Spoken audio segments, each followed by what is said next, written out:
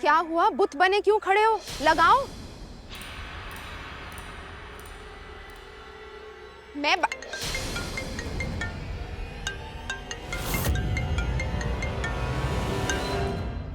Hello minister साहब। ओ भयंकर, ये तो बेताल के जैसे आकर पीठ पर बैठ गई है। मैं क्या करूं? इसमें से कौन सा का है, कौन सा खा है, कौन सा गा है? वैसे भी मैं चाहत का नाम किसी और के साथ नहीं देख सकता। यही तो है हमारे मुल्क में रहने वाले ईमान वालों का मसला, जहालत। आप लोग पढ़ते लिखते नहीं हैं और सारी कौम का नाम बदनाम करते हैं।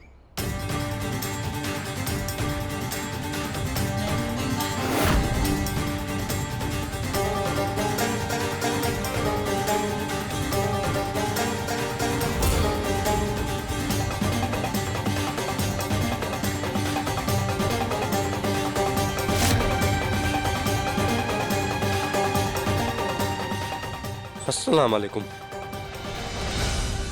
ऐसे लगाओ हुर्फ जैसे हम बता रहे हैं।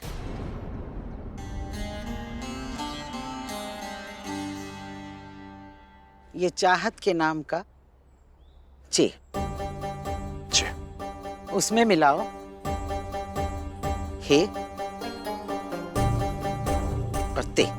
ही। और रहमत के लिए रे, उसमें मिलाओ हे, मीम और ते।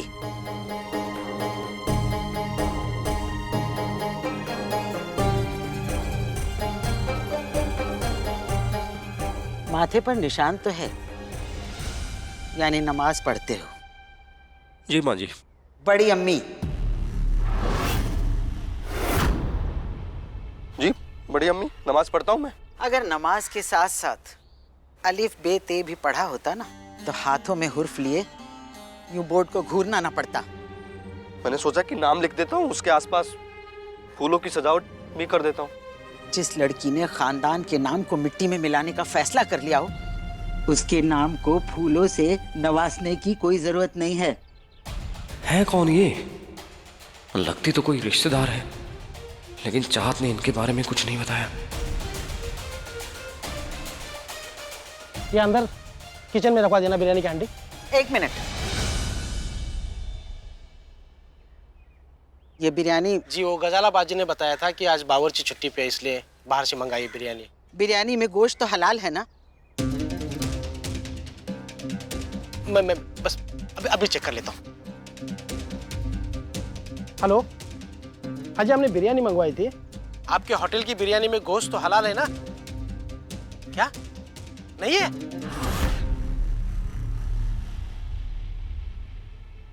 बड़े अम्मी, माफ करना, गलती हो गई। बिरयानी में गोश्त हलाल नहीं है।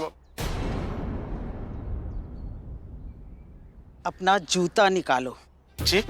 अपना जूता निकालो, हाथ में लो।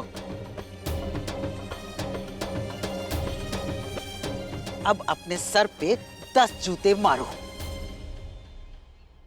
जी? अपने सर पे 10 जूते मारो।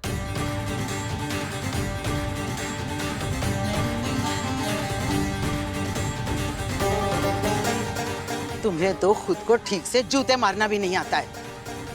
कल से काम पर आने की जरूरत नहीं है। बड़ी माँ जी, मेरे छोटे छोटे बाल बच्चे हैं, माफ कीजिएगा, माफ कीजिएगा। उठो, लो। अपने बीवी बच्चों को नौकरी से निकाले जाने की खुशी में हलाल गोश्त की बिरयानी खिला देना। ये बिरयानी लेकर जाओ यहां से, और तुम भी यहां से दफा हो जाओ।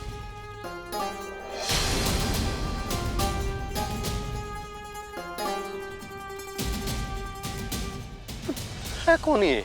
बेग साहब की अम्मी जान है, चाहत की दादी अम्मी। मुसलमानों को हज पे लेके जाने का बहुत बड़ा कारोबार चलता है इनका दुबई में। यहाँ चाहत बीबी के निकाह के लिए आई हुई है। ठीक है, तुम जाओ भैया, जाओ। चाहत की दादी? ये तो मिसेस बेग से भी ज्यादा खतरनाक है।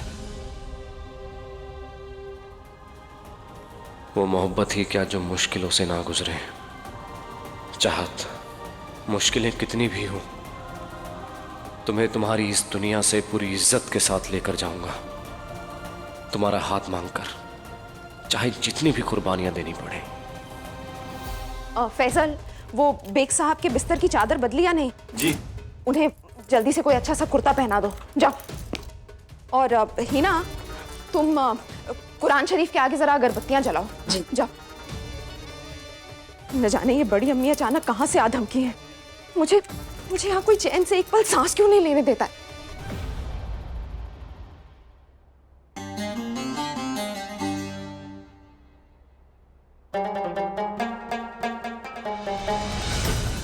हम इन लोगों को छोड़कर दुबई क्या चले गए? लिहाज भूल गए कमबख्त। अरे किसी को पता है कि घर में अगर इंसानों की तस्वीर लगी हो तो उस घर में फरिश्ते भी नहीं आते हैं। गजाला, गजाला,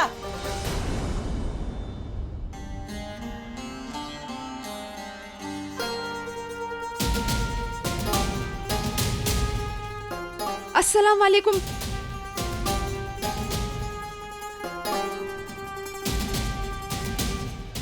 बड़ी अम्मी, कुछ जादू करके मेरे बेग साहब को पहले जैसा कर दे।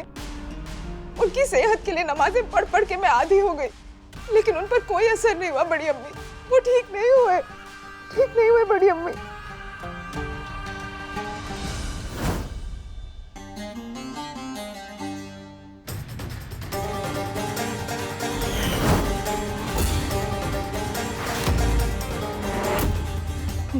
मुझसे कोई गलती हो गई क्या बड़ी अम्मी?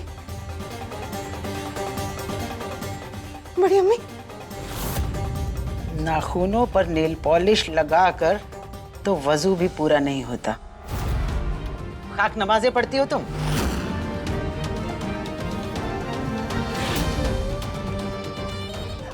या अल्लाह। इसी तरह तुम्हारा खून पीने के लिए तुम्हारी अम्मी सास आई हैं घर।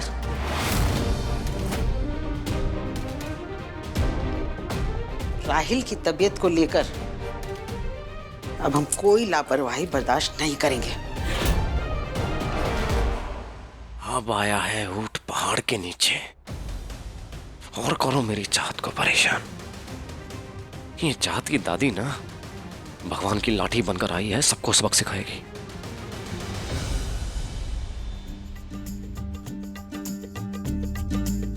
दादी अम्मी,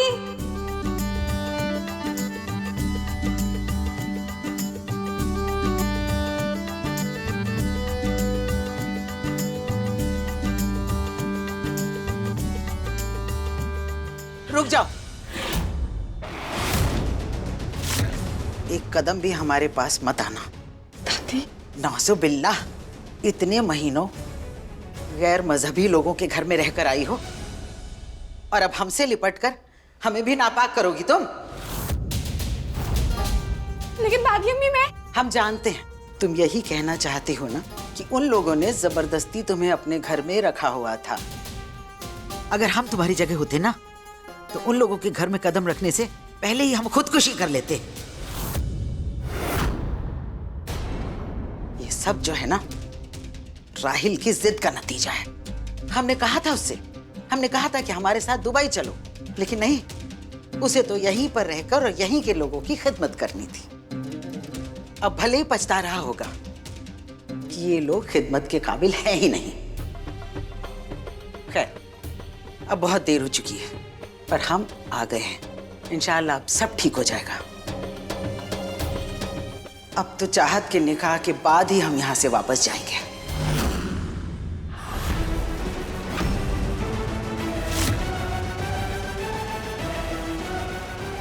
जरूर चाहत की दादी को ये पता नहीं है कि चाहत की शादी एक बुड्ढे से करवाने जा रहे थे ये लोग। नामी खानदान है बड़ी अम्मी। रहमत साहब जाने माने रईस हैं। दादी अम्मी, आप शायद जानती नहीं है, वो आदमी बुजुर्ग है। दादी अम्मी, आप ही बताइए, मैं अपने बाबा की उम्र के इंसान के साथ निकाह कैसे कर सकती हूँ? दादी अम्मी मुझे ये निकाह नहीं करना है, मुझे प्लीज बचा लीजिए, मेरी जिंदगी तबाह हो जाएगी दादी अम्मी प्लीज।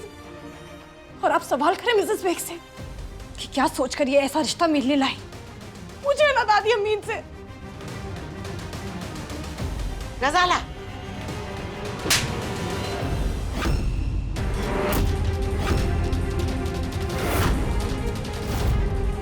गजाला को फिक्र है तुम्हारे मुस्तकबिल की, इसीलिए ये तुम्हारे लिए रिश्ता लेकर आई है। जो गुनाह तुम कर आई हो ना, उसके बाद कौन शरीफ आदमी तुम्हारा हाथ थामेगा?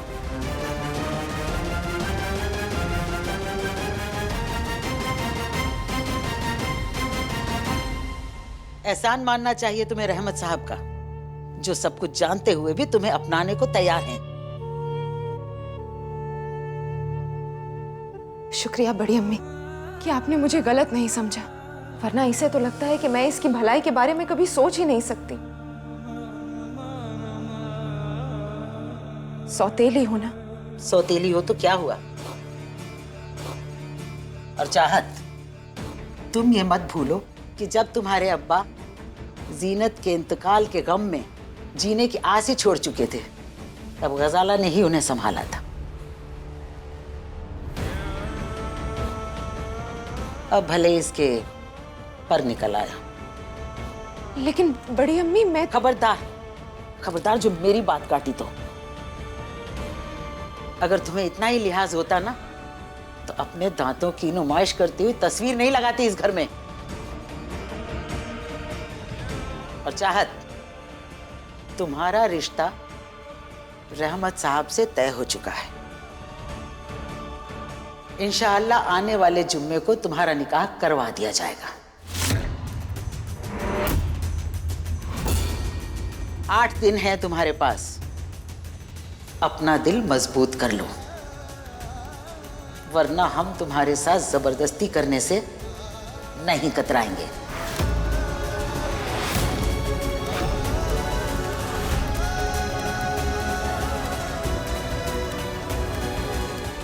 ओ भयंकर, चाहत की दादी तो इस निकाह से सहमत है। इसका मतलब चाहत को हासिल करने की मेरी मुश्किलें और भी बढ़ जाएंगी।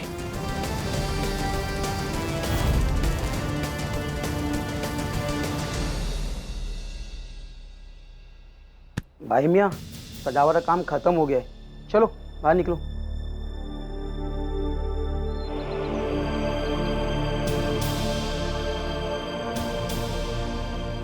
अशफाक भाईजान नहीं आए? अब क्या बताऊं, राहिल का भाई होने के बावजूद वो राहिल का चेहरा भी नहीं देखना चाहता है। वैसे मैंने उसके बेटे हारिस से कह दिया है कि अपने काम से फारिग होकर वो इंडिया आ जाए। भतीजे होने के नाते वो ही अपने बीमार चाचा राहिल को देख ले। बाबा, नील से बहुत प्यार करती हूँ और वो बहुत ही अच्छे इंसान है, और मैं जानती हूँ मुझे नील से ज्यादा मोहब्बत और कोई नहीं कर पाएगा। पापा, मुझे किसी और से निकाह नहीं करना।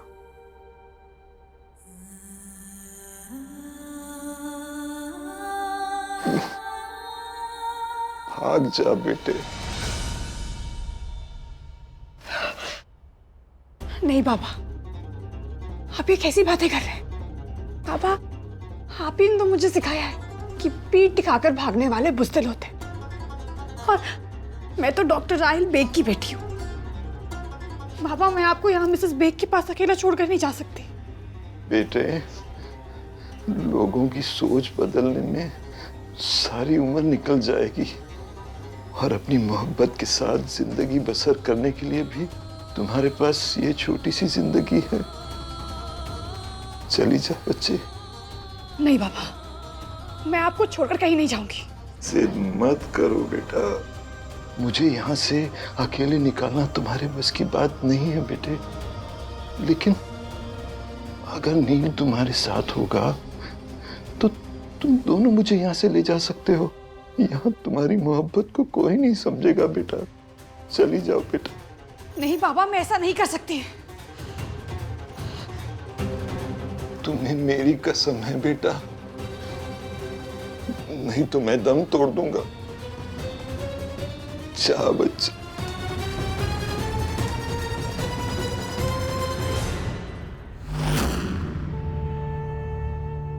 बड़ी अम्मी, आप हर बार इतना तकल्लुफ क्यों करती हैं? क्या जरूरत थी मेरे लिए इतने गहने लाने की? अगर आप जिद करेंगी तो मैं बस ये एक रख लूंगी, इतने सारे नहीं। ये सब तुम्हारे लिए नहीं है, ये सब चाहत के लिए है। वैसे चाहत है कहाँ? मैंने नौकरों से कह दिया था उसे बुलाने के लिए। बड़ी अम्मी चाहत बीबी कहीं नहीं है, पूरा घर छान मारा है। घर में नहीं है का क्या मतलब है? अरे आंगन में जाकर देखो, यहीं कहीं होगी वो।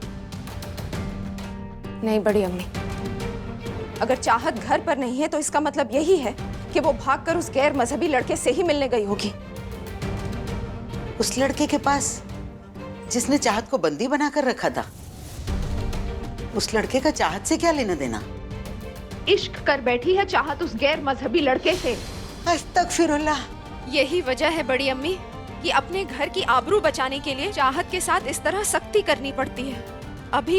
अभी उसकी उम्र ऐसी है कि उसे सही गलत का इल्म नहीं है, और माँ बाप होने के नाते अपनी बच्ची को गुनाह करने से बचाना तो हमारा ही फर्ज है ना। आखिरत भी तो कोई चीज है। बड़ी अम्मी, चाहत बीबी को सब जगह देख लिया, कहीं भी नहीं मिल रहे। तुम सब आस पीटे यहाँ पर क्या कर रहे हो? जाओ और उसे जाकर ढूंढो। आधे घंटे में मुझे मेरी पोती वापस चाहिए यहीं पर, नहीं तो तुम सबकी नौकरी जाएगी। समझे तुम लोग? जाओ यहाँ से। अल्लाह भी क्या क्या दिन दिखा रहा है। अल्लाह करे लड़की इनके हाथ लग जाए। अगर चाहत की शादी रहमत साहब से नहीं हुई तो मेरा सियासती दौर तो शुरू होने से पहले ही खत्म हो जाएगा।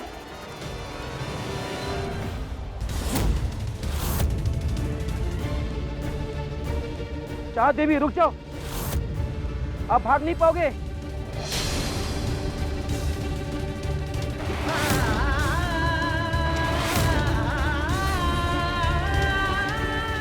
या अल्लाह, प्लीज मेरे पापा की हिफाजत करना।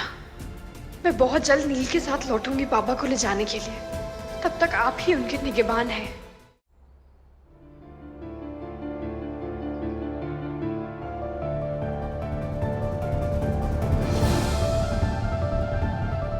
कोई रास्ता दिखा दो भोलेनाथ।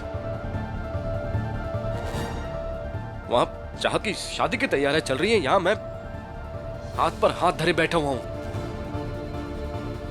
भोलेनाथ, मुझे चाहत तक पहुंचा दो प्लीज, प्लीज।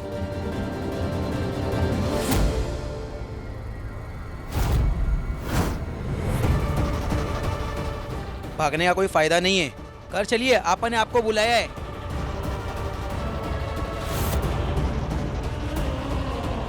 दूर हटिए। बीबी वो लकड़ा मुझे दे दो। दूर हटिए। आप नहीं मानोगे तो जबरदस्ती मुझे कुछ करना पड़ेगा।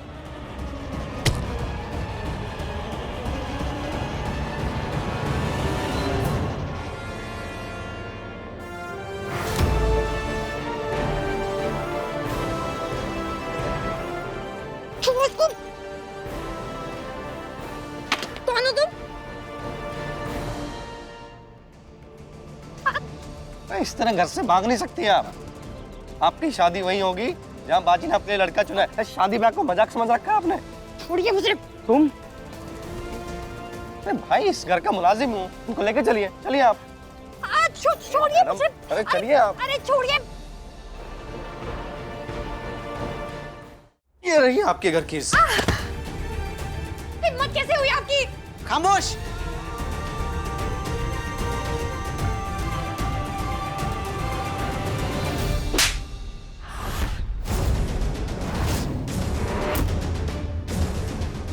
छुआ कैसे तुमने हमारे घर की लड़की को? माफ करना दादी अम्मी, ये आपकी घर की बेटी ना इन सिक्योरिटी वालों को हमला करके भागने वाली थी। ऐन वक्त पर मैं नहीं आता ना तो ये भाग जाती उस पराये धर्म के वो आदमी के साथ। निकम्मे हो तुम सबके सब। दफा हो जाओ यहाँ से, जाओ। नाम क्या है तुम्हारा? आसिम, आसिम नाम है जी मेरा।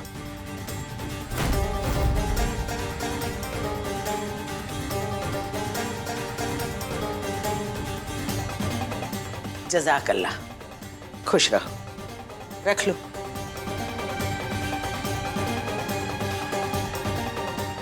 जी ये पैसे नहीं चाहिए। अगर आपको वाकई मेरी मदद करनी है ना तो हम मुझे नौकरी दे दीजिए, तो वक्त की रोटी का कमा लूंगा इज्जत से। आज के जमाने में ये खुददारी नायाब है। ठीक है, मुलाजिम रख लेते हैं हम तुम्हें आज से। हमारी पोती चाहत की हिफाजत की जिम्मेदारी होगी तुम्हारी।